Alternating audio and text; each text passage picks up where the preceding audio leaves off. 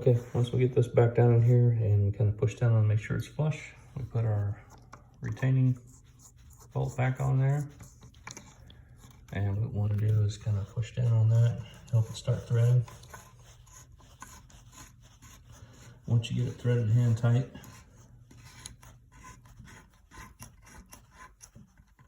you can take your channel locks on there. Make sure that you got the German torque.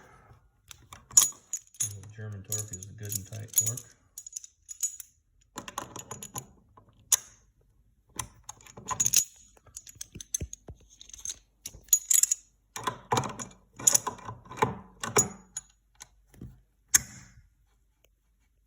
You don't want to over torque it. You could break something. Once you got that back on there and it's tight, you can put your handle back on the way you took it off in the OFF position. And then you want to take your little screw there, get it started. It should turn towards you to tighten it. You can get it as much done with your fingers, and then just take your Allen key.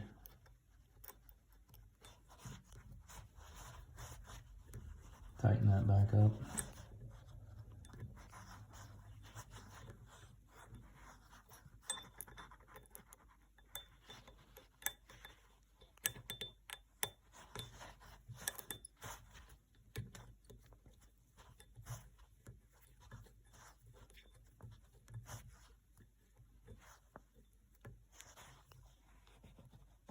Okay, that's all that's pretty good.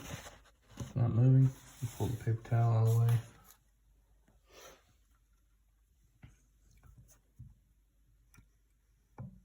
Okay, now we can go turn the water on and test it.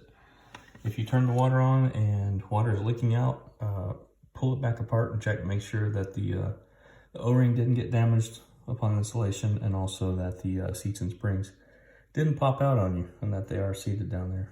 So that's all I got for you. Good luck with yours, and hope it saves you some money.